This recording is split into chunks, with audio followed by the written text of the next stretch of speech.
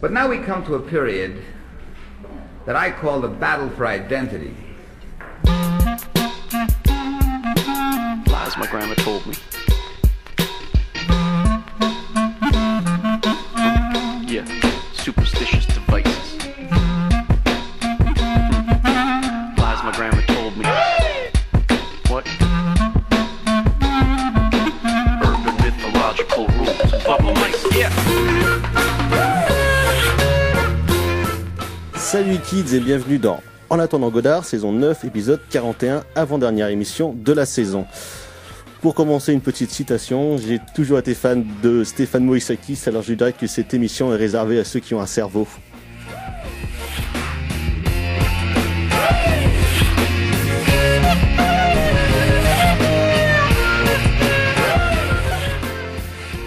Et oui, car de cerveau et d'autres cervelets, vous allez en avoir besoin ce soir, car ce soir est une émission spéciale consacrée à un ouvrage sorti il y a quelques semaines, quelques mois presque même, au Pur, les presses universitaires de Rennes. L'ouvrage s'intitule « Le dessin animé au pays du film, quand l'animation graphique rencontre le cinéma en prise de vue réelle ». Et avec nous, nous avons son auteur, le jeune chercheur le plus prometteur de France, maître de conférence ici à l'université Rennes 2. Donc nous avons le grand plaisir, la joie, je crois que c'est votre première venue dans l'émission, de recevoir donc le docteur Jean-Baptiste Massuet. Bonsoir à tous. Donc bonsoir JB, et pour parler de tout cela autour de cette table, les cerveaux les plus brillants donc de la critique française, le grand timonier du coup n'est pas parmi nous. Erwan n'est pas là car il prépare son déménagement pour partir sur d'autres terres, peut-être plus sereines et plus calmes pour son grand esprit. Mais néanmoins, il y a autour de cette table le fan number one des petits Mickey violents. Il y a Thibaut. Bonsoir Thibaut. Salut Thomas. Et avec nous, il y a donc la femme qui se demande si les blettes sont toujours des légumes de saison. C'est Laure. La réponse est non. Bonsoir. Voilà. Et puis l'homme qui vient toujours sans sac, il a tout dans les poches. C'est Gall. Et il a moins de barbe aussi. Et il a moins de barbe. Je l'ai mis dans un sac. Ah oui. Ah.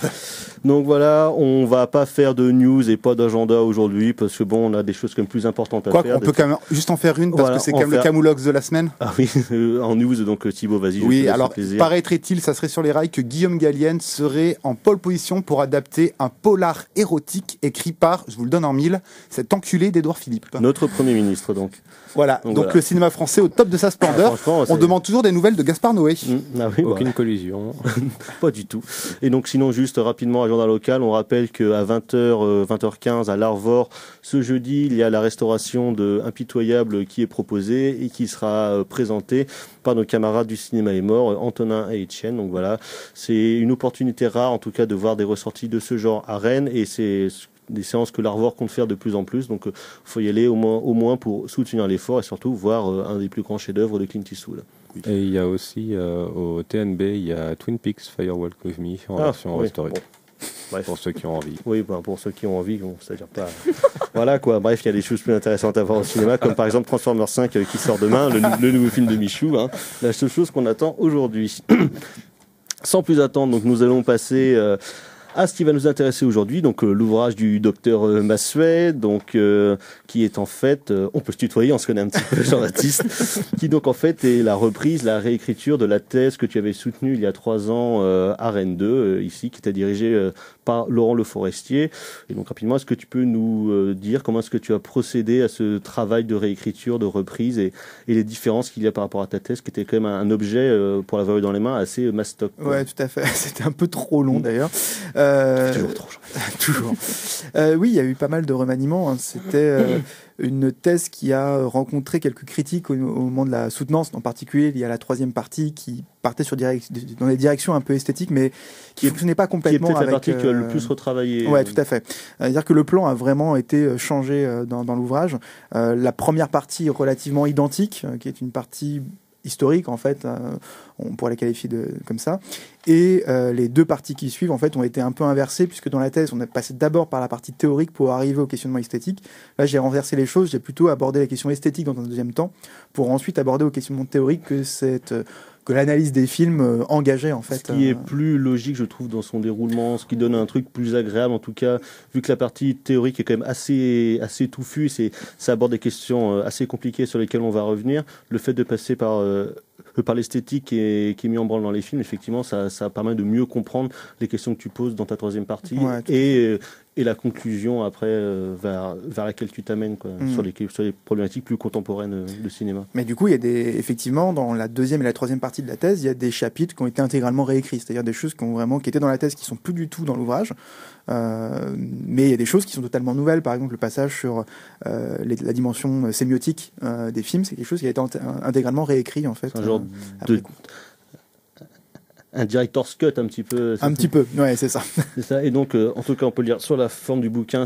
Les Purs font toujours un très beau travail, très beau travail d'illustration notamment, parce que il y a beaucoup de photogrammes de films qui permettent de mieux illustrer, de mieux comprendre certaines choses que tu explicites dans le bouquin. Il y a pas des facsimilés, mais des reprises de brevets d'invention qui sont mises dans quelques pages. Donc c'est vraiment en tout cas un bel ouvrage. Malheureusement, je trouve que c'est vrai que ça aurait été bien qu'il soit en couleur, parce que notamment pour certains films, ça fait ressortir des problématiques en termes d'esthétique notamment qui sont assez importantes, parce que les questions de la couleur sur les rapports entre les personnages en animation et les personnages réels, justement, c'est pas assez intéressant. Un truc quand même bien pratique, c'est quand même l'index des non-cités et des films, ce qui n'est pas le cas de tous les ouvrages de théorie et d'histoire du cinéma, donc ce qui est toujours un plaisir. Après, je trouve qu'il y a peut-être un manque d'index juste des films.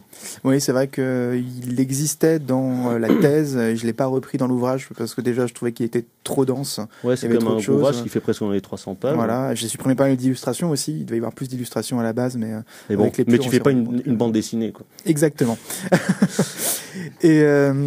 Et par contre, sur les illustrations en noir et blanc, l'avantage aussi, quelque part, c'est que les films dont je parle sont bien souvent des films en noir et blanc. Donc, il y a quelques films en couleur. Des films plutôt anciens, en tout cas. Voilà. Donc, c'est pas si gênant que ça, j'ai l'impression, quand même. Et donc, du coup, à propos d'illustration, je vais parler rapidement de celle qui illustre la première de couverture, donc qui est extrait de Fantasia. On voit Walt Disney qui serre la pince à Mickey Mouse, sa création la plus célèbre, et qui résume en fait toute la problématique de l'ouvrage qu'on va aborder tout de suite. Ouais. Donc, le dessin animé au pays du film, en fait, du coup, tu as vraiment une histoire du cinéma depuis les débuts du dessin animé. Tu essayes d'ailleurs de le dater, ce début du dessin animé, jusqu'à la période contemporaine, et de voir comment est-ce que des personnages d'animation se sont imbriqués avec des personnages réels au fil du cinéma, et de voir comment est-ce que ça s'est fait et pour quelles raisons. Ouais. Alors c'est une forme spécifique d'ailleurs, parce que il y a plusieurs modalités de cohabitation entre dessin animé et prise de vue réelle. Là, moi, j'ai vraiment fait en sorte d'avoir ces films où on a des interactions entre personnages réels et personnages dessinés. J'ai exclu du corpus, par exemple, les films qui alternent les deux régimes de représentation, c'est-à-dire une partie film et une partie dessin animé. Donc j'ai vraiment pris le parti d'avoir ce type de film très particulier qui renvoie à cette séquence de Fantasia, mais aussi évidemment au fameux Roger Rabbit dont nous avons entendu un extrait juste avant le générique. D'ailleurs, c'est un peu le fil conducteur. Enfin, je ne sais pas si on peut dire un fil conducteur, mais en tout cas, il parcourt ce film tout ton ouvrage finalement, du début jusqu'à la fin. Je voulais savoir pour toi, que représentait ce film peut-être à l'aune de l'histoire du cinéma et de l'histoire de l'animation tout court finalement. C'est marketing. Non, mais il y a eu un aspect un peu comme ça, c'est que effectivement le moment où j'ai commencé à réfléchir à la thèse, et surtout la façon dont je présentais la thèse aux personnes à qui j'en parlais, dès que j'évoquais la forme et que j'expliquais ce que je voulais traiter, les gens me regardaient avec des yeux comme des soucoupes en disant mais je comprends pas de quoi tu parles. Je dis c'est Roger Rabbit. Ah oui, d'accord. Et en fait, on se rend compte que c'est aussi j'ai tout vu. C'est une des raisons pour laquelle ce film parcourt autant l'ouvrage, c'est que c'est un film qui est important dans l'imaginaire de cette forme-là. Et c'est d'ailleurs une des questions que je me pose, c'est pourquoi est-ce que ce film est aussi important dans cet imaginaire-là ? Pourquoi est-ce que ce film est le film référence auquel on pense immédiatement lorsqu'on pense à cette forme ? Moi, c'est une des problématiques qui traverse un peu mes travaux à l'heure actuelle, mais qui a un peu débuté avec cette thèse, c'est de réfléchir à la manière dont un imaginaire des formes se constitue. Dans quel contexte, pour quelles raisons, pourquoi est-ce qu'on se met à dire que le dessin animé c'est ça, pourquoi est-ce qu'on se met à dire que la prise de vue réelle c'est ça, à quel moment ça se dessine, pourquoi, quelles sont les modalités de cette définition des formes. Donc c'est un peu ça qui parcourt l'ouvrage, et c'est pour ça que Roger Rabbit, c'est pour moi un film important. Alors, d'une part pour cette raison-là, puis d'autre part parce que c'est aussi un de ces films par lesquels je suis venu à aimer le cinéma, tout simplement. C'est un film important pour moi, c'est un film que j'ai regardé des centaines et des centaines de fois quand j'étais enfant, et qui a vraiment une importance primordiale dans ma conception des choses. Et c'est en plus un film que j'ai beaucoup réévalué en le revoyant évidemment pour la thèse, où je me suis rendu compte que non seulement c'était un grand film en termes d'invention formelle, et aussi un film qui posait énormément de questions en termes d'imaginaire de la mise en scène. Zemeckis étant un cinéaste expérimental dans le cadre plutôt des blockbusters, en tout cas de gros budgets ricains, et c'est un truc qui continue maintenant. On va revenir sur la fin de l'émission avec la question du cinéma virtuel, mais même dans ces films live plus traditionnels, dans Apparence ou bien dans Contact, c'est des choses qu'il a énormément travaillé sur la question d'une caméra, par exemple, extrêmement libre, qui ferait des mouvements impossibles. Et ce qui est intéressant dans son travail, c'est cette confrontation entre cet idéal d'une caméra libre et cette forme, qui est une forme éminemment statique dans son fonctionnement même, qui a été le cas pendant très longtemps, où c'était compliqué de faire des mouvements de caméra, parce que pour faire se joindre les mouvements des personnages dessinés et des personnages réels, avec des mouvements de caméra, c'était très compliqué à réaliser. Finalement, en fait, ça représente un film du possible, en fait, où techniquement, là, on a une cohabitation, et tu dis même une assimilation. Alors après, il y a différentes analyses, mais en tout cas, une cohabitation dans l'image et surtout dans le, comment on dit, dans la représentation. Finalement, il y a notamment le cas de la lumière qui est abordé dans Roger Rabbit, et tu dis que justement c'est à partir de ce moment-là où il y a une véritable cohabitation des deux, puisque la lumière est finalement pensée à la fois pour la représentation pour l'homme finalement, mais aussi pour le toon, quoi. Oui, c'est-à-dire que le toon n'est plus un aplat de couleurs.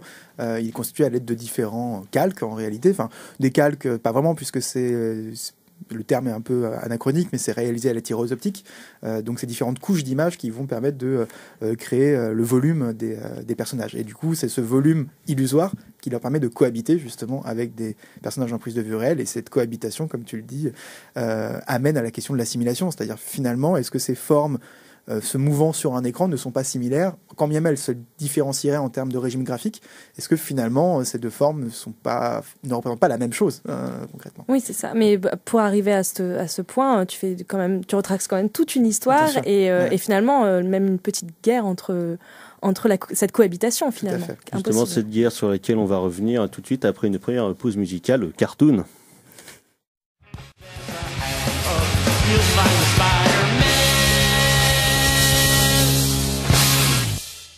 En attendant Godard sur Syllab, et donc c'était les Ramones avec Spider-Man, générique pour le dessin animé, où dans le clip d'ailleurs nous voyons Spider-Man cohabiter avec les Ramones. Non. Et oui. Il est en dessin animé et il cohabite avec les Ramones. C'est pas dans ta tête, ça. C'est fini. C'était ni fait ni à faire. Il vient de me détruire mon bouquin. Excellent. Donc vous l'avez entendu, nous sommes toujours avec le docteur Jean-Baptiste Massuet pour parler de son ouvrage, le dessin animé au pays du film. Donc nous avons évidemment évoqué rapidement Roger Rabbit, et pour des questions évidentes du fait que c'est quand même supra connu, et que dans l'imaginaire populaire et collectif, qui disait, quand on traite de ces questions entre les rapports entre des personnages animés et des personnages réels, c'est un film qui saute, qui vient à l'esprit tout de suite, alors que pourtant c'est loin d'être le seul du genre, et c'est même des choses, en tout cas un processus ou une mise en forme qui date de très longtemps, on va même dire des origines du dessin animé. Et justement, mon cher Jean-Baptiste, puisqu'on en parle, d'où vient le dessin animé? Parce qu'on peut même dire que, c'est une des problématiques que tu peux poser, que le dessin animé, c'est une forme qui date d'avant le cinéma live traditionnel. Effectivement, alors qu'est-ce que le dessin animé? Quelle question! D'où vient le dessin animé? Qu'est-ce que le Vous avez 2 heures. Et non, effectivement. Alors bon, pour répondre en fait de façon très pragmatique, il y a une date qui est connue pour être celle de l'invention du dessin animé, en tout cas de la naissance du premier dessin animé cinématographique, c'est 1908, c'est le Fantasmagorie d'Émile Cole. Alors c'est effectivement une expérience. C'est compliqué parce que la question du dessin animé, c'est une forme et une dénomination qui, à l'époque, en tout cas, n'est pas figée. C'est ça. C'est un truc qui met longtemps à venir. Exactement. C'est-à-dire que le film de Cole, bien sûr, met en scène des dessins qui s'animent, mais à l'époque, le film n'était pas considéré comme un dessin animé. La notion n'existait pas, la notion de prise de vue réelle non plus. D'ailleurs, la notion de cinéma, elle apparaissait à peine. Elle commence vraiment à être utilisée à partir de 1909, 1910. 1908, c'est très rare qu'on parle de cinéma. Donc c'est un moment, le cinéma des premiers temps, c'est aussi un moment où les termes qu'on utilise à l'heure actuelle ne sont pas du tout utilisés, où on ne sait pas encore ce qu'est le cinéma, où est-ce qu'on va. C'est une forme qu'on découvre progressivement, et parmi la diversité des expériences qui sont réalisées à l'époque, il y a des expériences d'animation de dessin qui sont divergentes, enfin qui sont divergentes et à la fois assez semblables aux expériences d'animation de photographie. Ouais, mais qui sont déjà une forme un peu hybride, justement. Voilà, alors, Fantasmagorie, c'est ça qui est intéressant dans ce film, c'est que le film débute par la main d'Emile Cole qui dessine une sorte de petit bonhomme en bâton. La main sort du cadre et à ce moment-là, il y a un arrêt caméra et le bonhomme se met à être animé et il y a donc plusieurs métamorphoses, on a une sorte de petite fiction métamorphique qui se met en place devant le spectateur. Et à la fin, le personnage tombe, se brise en deux, on a les mains de Cole qui reviennent, qui refabriquent, qui ressoudent le personnage et le personnage repart pour de nouvelles aventures. Donc il y a dès ce qui est considéré comme le premier dessin animé de l'histoire du cinéma officiellement, alors que bien sûr c'est plus compliqué que ça. N'est pas un dessin animé à 100%. C'est pas un dessin animé à 100%. Déjà, voilà. enfin, on peut se poser la question s'il y a une question de l'auteur dans le dessin animé, puisqu'il intervient directement sur l'œuvre qu'il est en train de créer. Est-ce qu'il y a déjà des gens qui sont considérés comme des auteurs, ou vus au sens auteur comme on l'a en France depuis la fin des années 60, quoi? À ce moment-là? Ouais. Non, bien sûr que non. Cole, c'est différent parce que Cole, il a une carrière avant. Parce qu'il vient des strips de bande dessinée qu'on trouve dans les journaux. Enfin, c'est un caricaturiste, en fait. Beaucoup de créateurs de dessins animés au début du XXe siècle viennent plutôt des strips et des cartoons qu'on trouve dans les journaux. Exactement. C'est-à-dire qu'ils ont une formation de dessinateur, ce qui est assez logique, en fait. Ça se tient. Mais en fait, ça recoupe effectivement ce qui se passe dans le cinéma des premiers temps par rapport au cinéma. C'est-à-dire que les premiers cinématographistes, ce qu'ils font, c'est que ils ont une activité qu'ils faisaient avant que le cinéma apparaisse, enfin avant que le cinématographe ne soit breveté. Et en fait, ils se réappropriaient le cinéma pour faire exister leur activité d'une manière différente. Méliès, il fait rien d'autre que ce qu'il faisait avant, sauf qu'il se filme en train de le faire. Les Lumières, ils font rien d'autre que faire de la photographie. Ils faisaient déjà de la photographie avant. Donc, en fait, le cinématographe au début ne fait faire qu'exister en fait des séries culturelles qui existaient bien avant lui, sauf qu'il les fait exister de manière différente. Et pour le dessin animé, ça ne déroge pas à la règle. Les premières expériences d'animation de dessin sont faites par des gens qui dessinaient dans les journaux, ce qui est cohérent en fait. Du coup, ce qui se joue, c'est que ces formes de dessin animé des premiers temps, comme je le disais, elles sont hybrides. Elles entremêlent déjà prise de vue réelle et animation. Pourquoi ? Parce qu'il y a une forme de logique là-dedans. Pour que des dessins s'animent, pour qu'il y ait un dessin qui s'anime, il faut qu'il y ait un dessinateur. Parce que c'est pas logique de se dire pourquoi est-ce que d'un seul coup il y aurait des dessins qui s'animent. C'est que ces films animés de l'époque étaient en fait des formes de tours de magie. C'est pour ça que je parlais aussi de Méliès tout à l'heure, c'est qu'on est un peu dans la même logique. On voit le personnage le personnage réel qui dessine un bonhomme sur un tableau noir, et comme par magie, le personnage s'anime. Donc le but n'est pas de raconter véritablement une histoire, le but est de surprendre le spectateur. Oui, en fait, c'est comme tu dis dans ton livre, d'ailleurs c'est pas toi qui le dis, c'est une esthétique des attractions en fait. Oui, c'est ça. À l'époque, les films n'étaient pas là pour nous raconter des histoires, les films étaient là pour nous surprendre. On est dans la logique foraine en fait tout à fait. Du cinéma les premiers temps. Des vues, comme les Lumières, qui sont des trucs un peu spectaculaires ou exotiques. C'est ça, quand on reparle de la légende de l'arrivée du train en gare de la Ciotat, c'est pas exactement ce qui s'est passé, les gens ne sont pas fuis en voyant la locomotive arriver, mais ce qu'ils ont vu, c'est une photographie sur grand écran, en disant la belle affaire, c'est quelque chose qu'on a déjà vu, et d'un seul coup, la photographie s'anime. Et donc, c'était la surprise de se dire, voilà, ça s'anime, c'est extraordinaire. Et en fait, à l'époque, pour eux, voir une photographie qui s'animait, c'était aussi magique, aussi surprenant que de voir des dessins qui s'animent. C'est juste qu'à un moment donné, on s'habitue, on voit des photographies qui s'animent, on se dit, la forme devient habituelle, c'est quelque chose qui rentre dans l'inconscient collectif. Qu'est-ce qu'on va faire pour continuer à attirer le spectateur et à faire en sorte que ça reste attractionnel? Tiens, c'est marrant le dessin, on pourrait faire la même chose avec des dessins, ça va les surprendre parce qu'un dessin, c'est pas fait pour bouger. Et exactement comme les photographies, c'était pas fait pour bouger à l'époque. Et tu penses pas que vu que le dessin animé, c'est quand même un truc qui est beaucoup moins véracible qu'une photographie qui bouge, le fait de mêler, de faire une hybridation justement, ça permettait une reconnaissance plus facile, en tout cas par le public ou par les professionnels, de ce genre-là, qui en fait à la base n'est pas un genre, mais c'est la technique est devenue un genre du coup. Tu veux dire le dessin animé ? Ouais. Oui. C'est-à-dire qu'au départ, bien sûr, il y a une surprise, et puis peu à peu, on va aussi s'habituer au dessin qui s'anime. C'est pour ça que dans les années 10, les films qui vont faire de l'animation de dessin vont peu à peu, assez rapidement en fait, se passer de la main de cette espèce de médiation de la main pour proposer des fictions qui ont une cohérence interne et qui vont être proposées comme des films de court-métrage qui sont produits par ailleurs en prise de vue réelle. Ouais, et puis en plus, le dessin animé quand même s'industrialise assez vite. Il y a Winsor McCay qui s'y met. Un peu plus tard, il y a les frères Fleischer qui vont s'y mettre aussi à une cadence presque industrielle. John Dans le Bray surtout, qui est important dans cette histoire. Avant même même l'arrivée de Disney, enfin bien avant. Bien avant, ouais. C'est justement ce qui pour moi fait la grande différence entre ce qu'on considère être le premier dessin animé de l'histoire du cinéma, à savoir Fantasmagorie, et ses productions des années 10, qui en fait, à mes yeux, c'est ce que j'essaie de démontrer dans l'ouvrage, correspondent plus à l'imaginaire qu'on se fait de manière contemporaine du dessin animé. Parce que quand on regarde le film de Cole, ça correspond pas à l'image qu'on se fait du dessin animé, ça ressemble pas au dessin animé contemporain. Donc on se dit, effectivement, est-ce que c'est pas une autre forme ?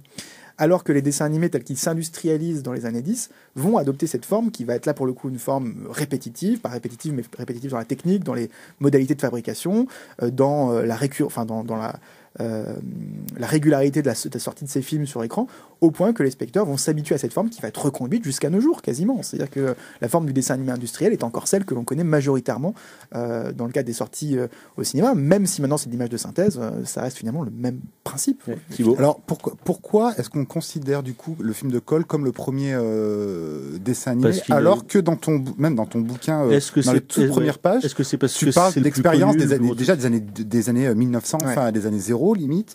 Il y a des exemples qui datent de 1898. Enfin, comment ça se fait ? Parce qu'il y a un extrait d'un entretien où en fait il s'autoproclame le premier. Mais est-ce que c'est cette auto-célébration qui fait acte de création, ou alors c'est que les autres sont juste passés à la trappe, comme il y en a des milliers qui sont passés à la trappe? C'est un des aspects, bien sûr. Cole s'autoproclame à un moment donné inventeur du dessin animé, une fois que la forme est devenue industrielle, il savait se vendre, quoi, de toute façon, Émile Cole. Voilà, c'est ça, c'était un beau parleur. C'est un camelot. Voilà, carrément. Et quand la forme devient rentable, il se dit, attendez, les mecs, c'est moi qui ai inventé ça quand même. Un peu comme les Frères Lumière, dans le cinéma classique, au début, tout le monde s'en battait les steaks du cinéma, qui c'est juste un truc pour vendre de la pellicule et ramasser de la thune. Et quand ça devient justement un peu plus respectable et institutionnalisé, ils se tirent tous la bourre, à la fois les mecs qui ont été les premiers à le faire, Edison ou les Lumières, et surtout les critiques et historiens des différents pays se disent en fait c'est nous les premiers, c'est nous les premiers. C'est la guerre des brevets en fait. Et la question qui se pose, c'est est-ce qu'on peut breveter le cinématographe, parce que, en tout cas les modalités de mise en mouvement de photographie, est-ce qu'on peut le breveter? C'est compliqué en fait. Et pour le dessin animé, là, c'est exactement la même question. Est-ce qu'on peut breveter le dessin animé? A priori non. D'ailleurs, Cole n'a pas réussi à le faire. Par contre, c'est là que Bray aux États-Unis est hyper malin. C'est que lui, il a dit moi je veux faire un brevet, mais c'est pas un brevet pour dire j'invente le dessin animé, c'est un brevet pour dire j'invente les méthodes de production industrielle pour produire les dessins animés. Une technique d'animation. Voilà.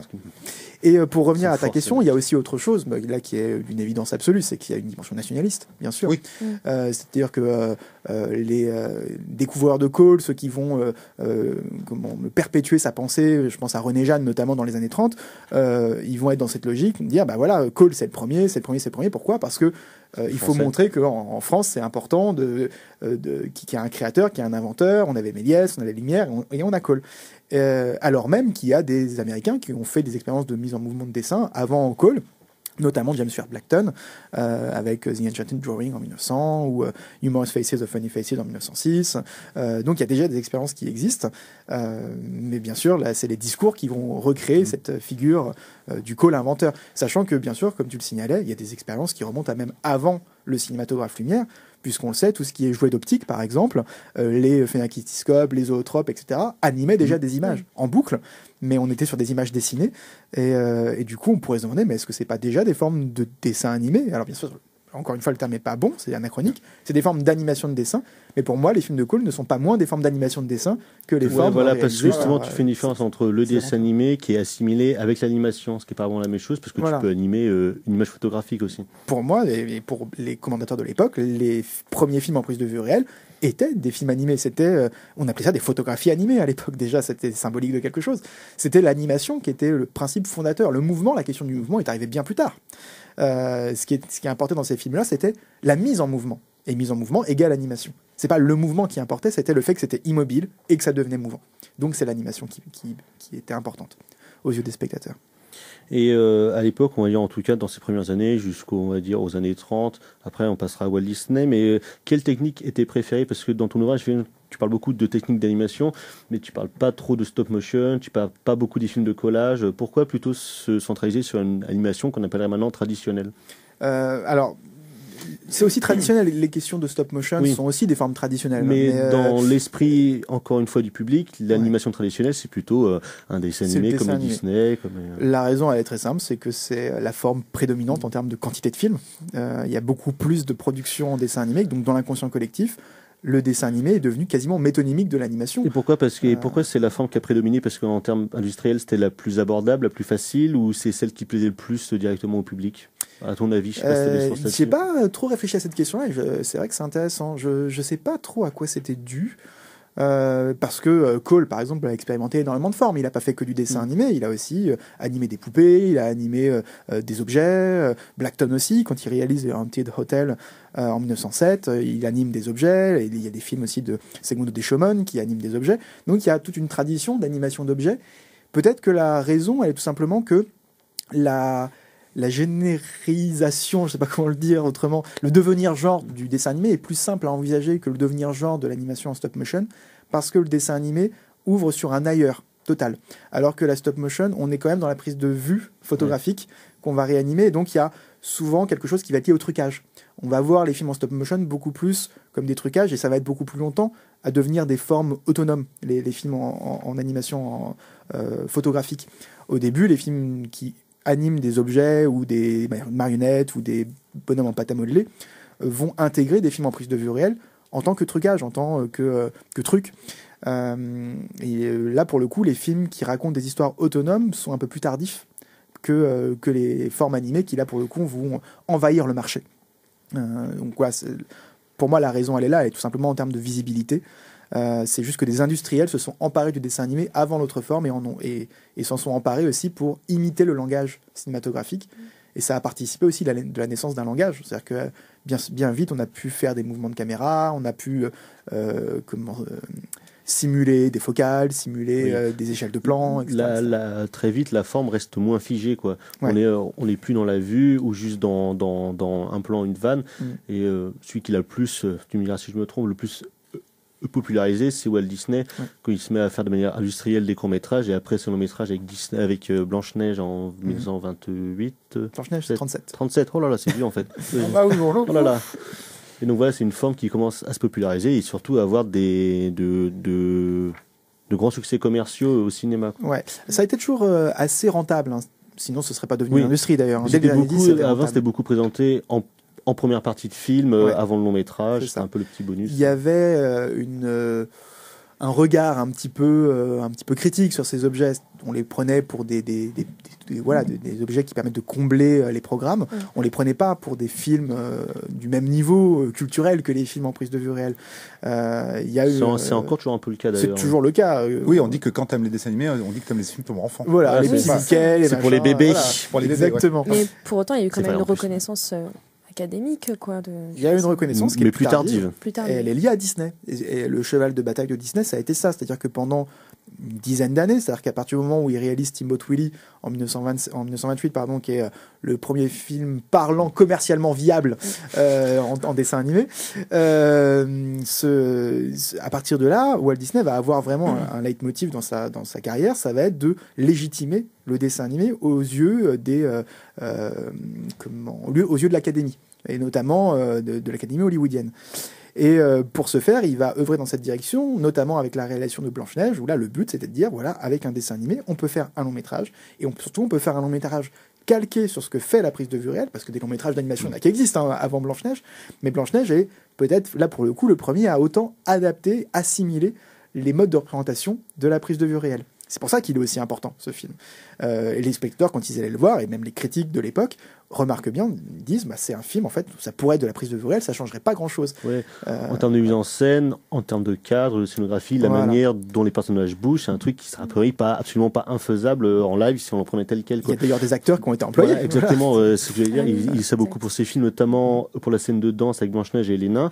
Ils l'avaient d'abord filmé, puis après, ils ont recalqué leurs mouvements, enfin, plus ou moins recalqué. La rotoscopie, pour le coup, ici. Mais il n'y a pas que la rotoscopie sur Blanche-Neige, j'avais suivi des acteurs qui le faisaient jouer, dont les animateurs devaient s'inspirer pour les mouvements, mais il n'y a pas que de la rotoscopie. Donc finalement, on en revient aussi à l'assimilation, en fait.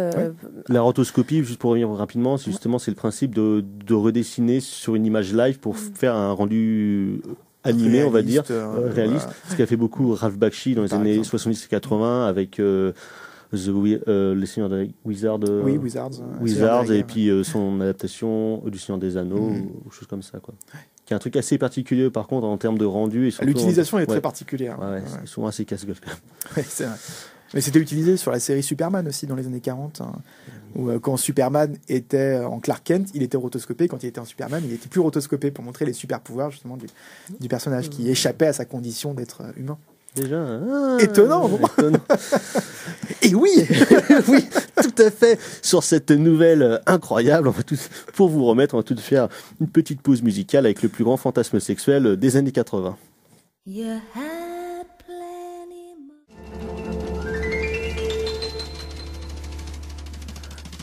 En attendant Godard sur Syllab, et donc c'était Jessica Rabbit avec Why Don't You Do Right, extrait évidemment, vous l'avez reconnu, de Who Framed Roger Rabbit, qui veut la peau de Roger Rabbit, le film matriciel de Robert Zemeckis en 1988, matriciel pour le Docteur Massuet, qui donc est notre invité ce soir, je le rappelle, pour son ouvrage, le dessin animé au pays du film. Donc nous parlions évidemment de Petit Mickey, de Walt Disney, d'industrialisation. De films pour bébés. De films pour bébés, comme dirait Mathieu Bonheur.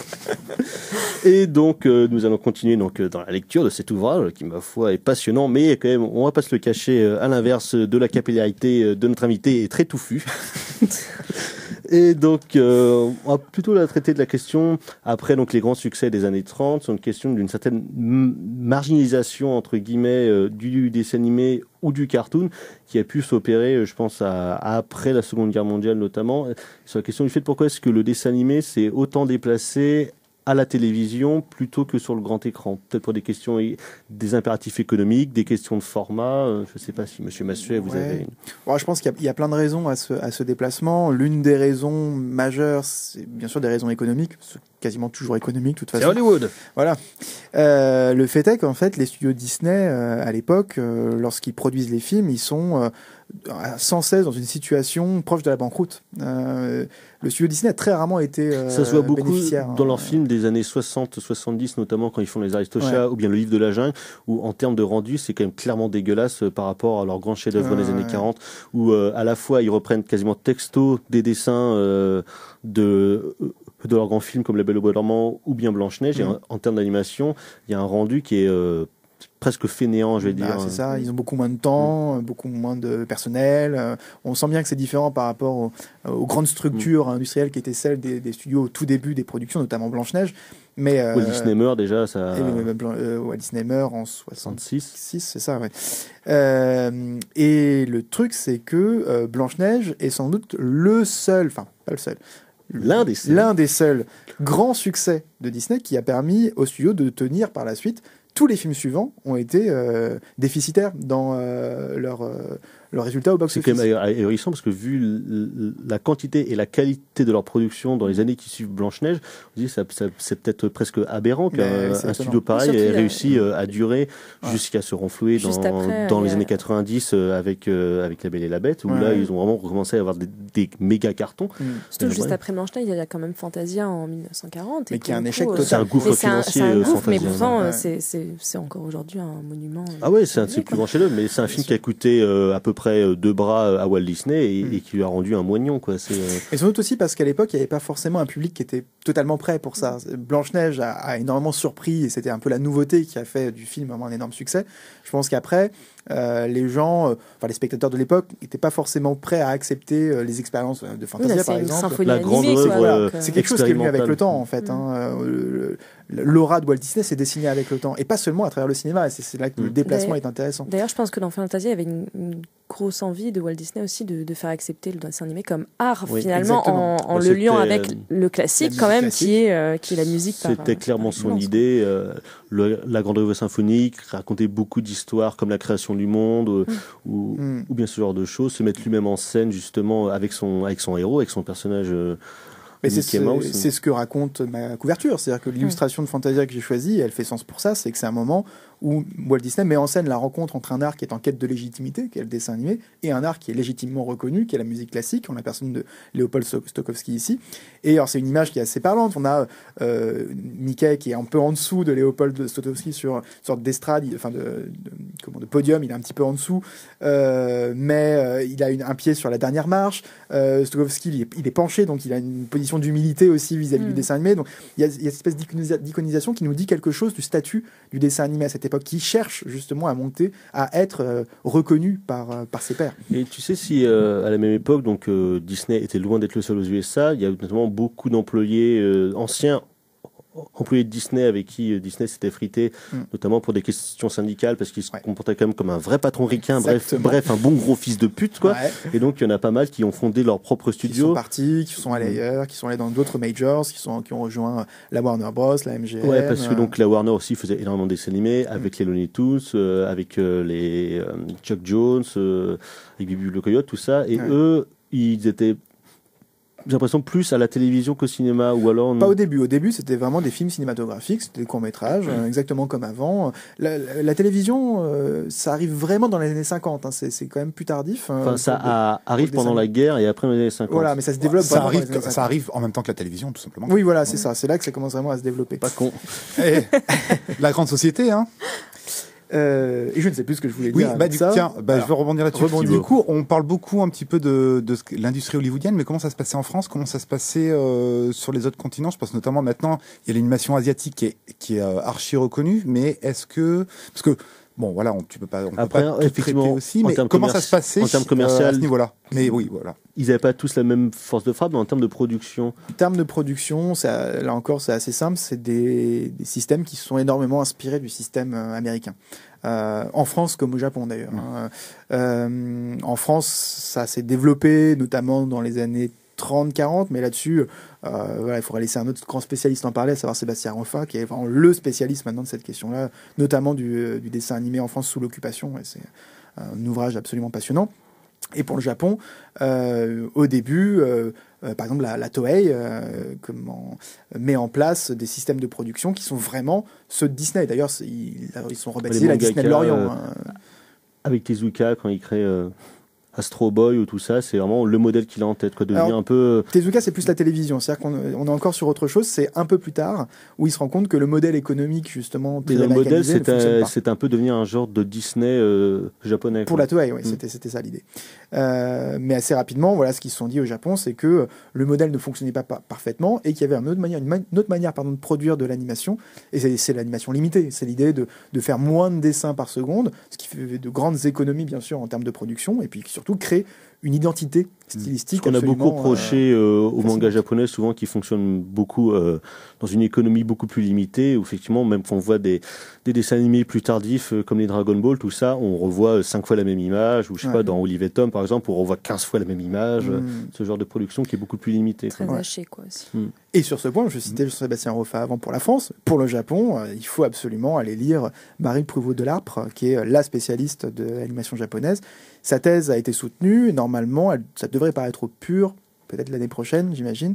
Et c'est extraordinaire. Sa thèse est extraordinaire. Jean-Baptiste, mon cher, je te rappelle que à ta soutenance, des gens ont dit que ta thèse était une thèse de chevet qu'ils mettraient sur leur table de nuit pour la lire de temps en temps quand ils ont besoin d'informations. Pas de modestie. Et pour revenir à la télévision, pour le coup aux États-Unis, pour revenir aux États-Unis, ce qui se passe aussi à la télévision, c'est là surtout que Walt Disney réussit à rendre son studio viable.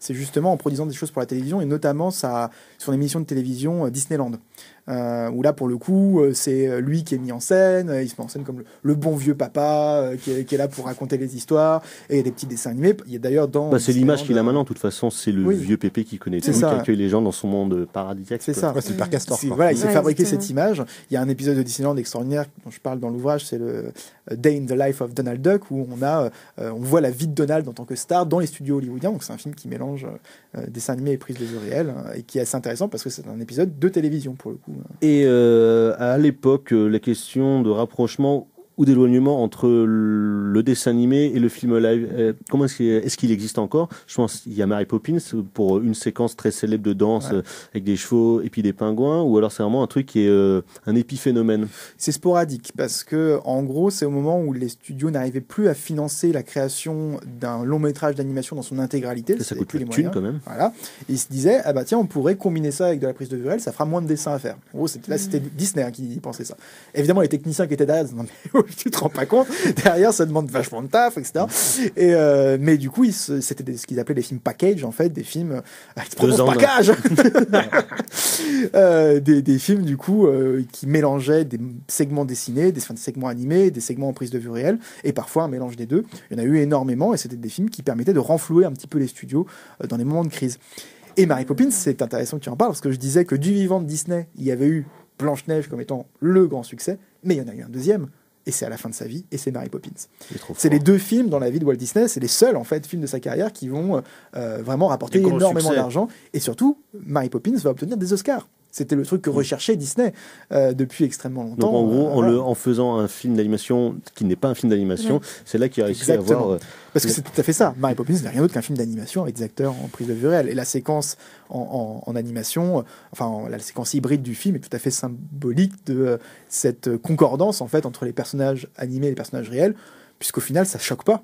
Bah oui, c'est logique finalement qu'ils soient dans ce monde dessiné, parce que dans la prise de vue réelle, quand ils bougent, il y a déjà du Mickey Mousing, il y a déjà la musique qui s'adapte à leurs mouvements. La scène où ils rangent la chambre, tout ça. Voilà, c'est déjà de la magie, c'est déjà extraordinaire. On est déjà dans un univers imaginaire, et du coup, le fait qu'on passe dans le dessin animé ne choque pas du tout. C'est cohérent. Et donc sur ces questions de nouvelles hybridations des images, nous allons y venir tout de suite après une petite pause de douceur.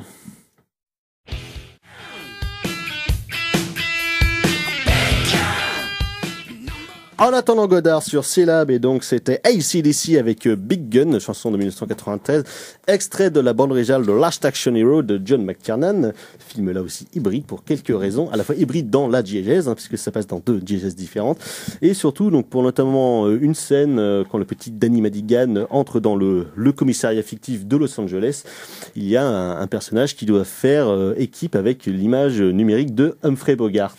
Donc là effectivement ils reprennent d'anciennes images de Bogart et il l'anime pour en faire un personnage entre guillemets réel dans le film. Et puis le personnage du chat aussi. Oui voilà, et le personnage du chat donc qui intervient 2 fois dans le film, et c'est des problématiques qui se posent de plus en plus avec l'avènement du cinéma numérique et des effets spéciaux numériques de manière générale, la recréation de personnages réels ou d'acteurs qui sont décédés. Je pense notamment ça avait commencé avec Oliver Reed qui décède pendant le tournage de Gladiator de Ridley Scott à Malte après avoir battu des marins au bras de fer et s'est enfilé 8 vodka orange, il a fait un arrêt cardiaque donc il est mort, et donc ils ont dû, pour la fin du tournage, ils ont dû le recréer numériquement justement pour quelques scènes où on le voit du coup plus dans l'ombre, en tout cas plus caché que dans le reste du métrage, parce que les effets spéciaux effectivement de réalisme virtuel n'étaient pas à un niveau assez optimal.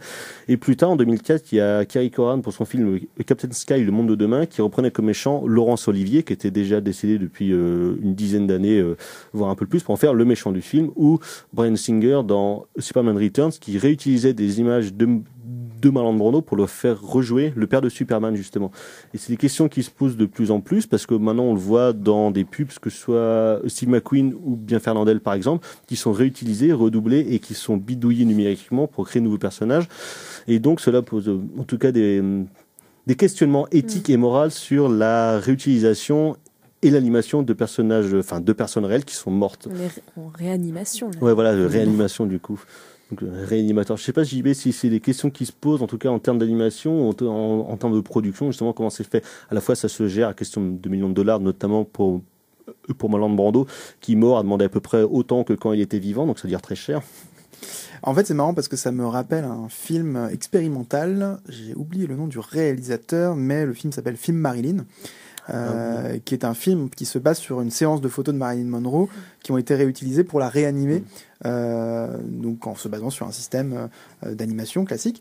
Le questionnement du film étant justement cette question de l'image de Marilyn Monroe. Si Marilyn Monroe n'est plus qu'une image, est-ce que justement le fait de la réanimer par le biais des photographies qui sont le symbole du fait que Marilyn Monroe est dépossédée de sa propre personnalité pour fabriquer autre chose, pour fabriquer un produit marketing, en quoi le fait de réanimer ces images-là nous donne un discours, produit un discours sur l'idée d'une star morte vivante quelque part, qui est à la fois décédée et à la fois qui reste dans le souvenir, et puis qu'on va réanimer par le biais de la technique pour en faire un corps de cinéma à nouveau perceptible pour le spectateur.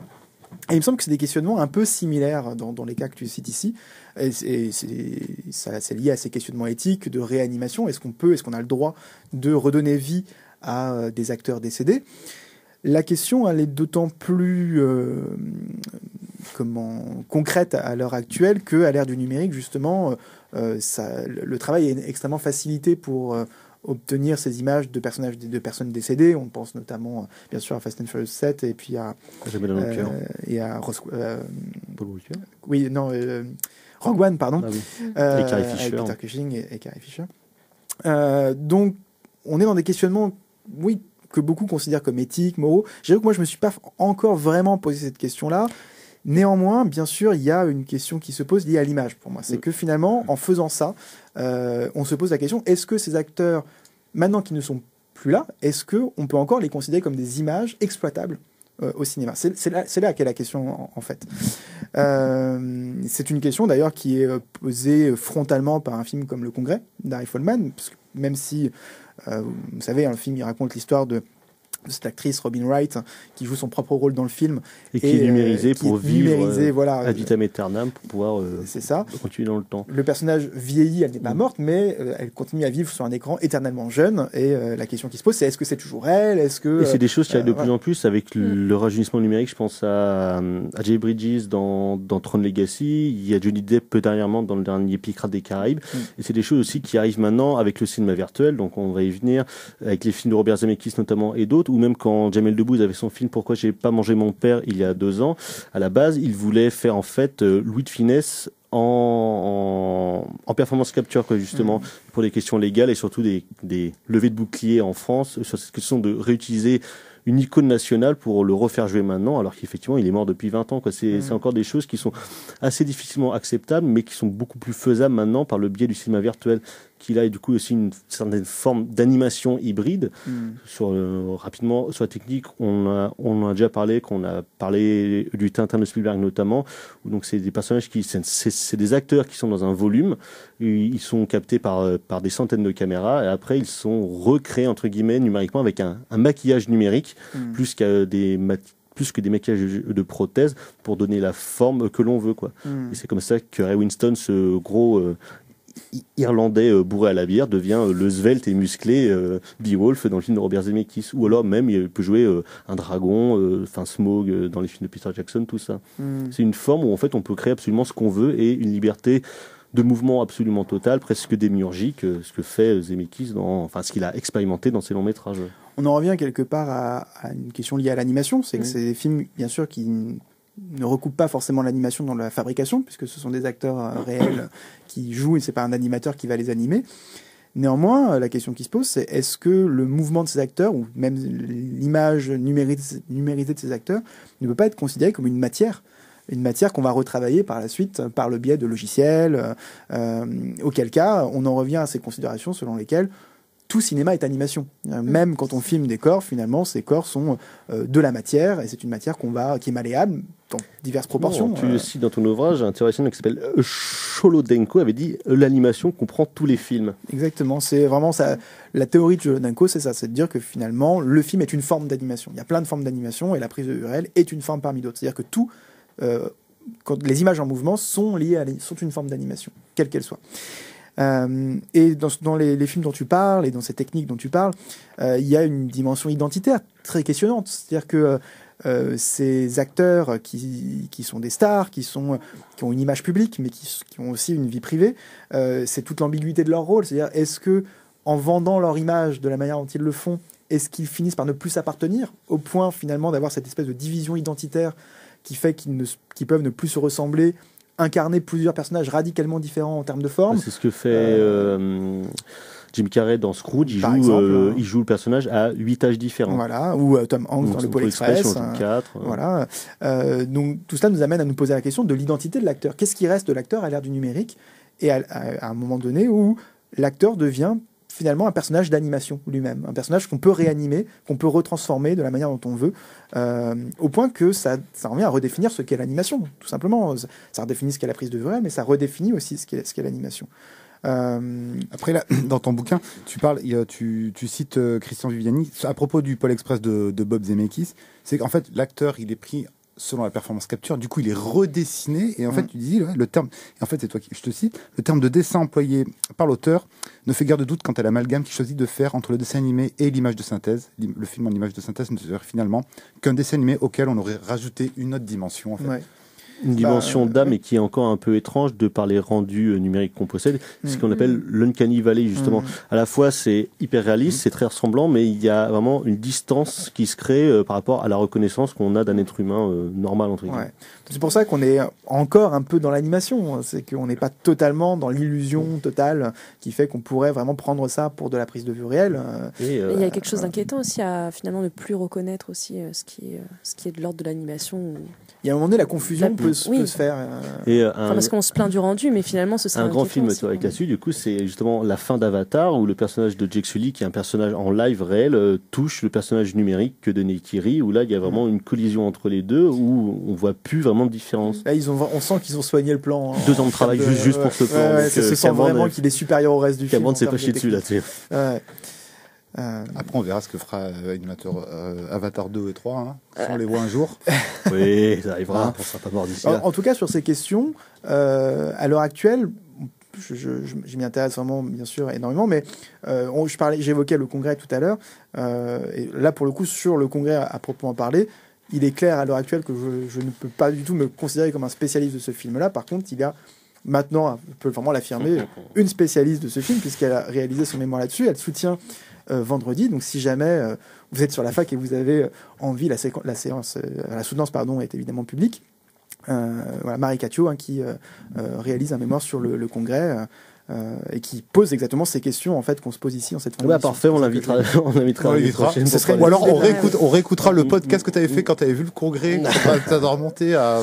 Donc voilà, merci beaucoup Jean-Baptiste d'être venu. On aura pu rester encore une heure de plus par rapport à tous ces questionnements qui ont été soulevés pendant l'émission.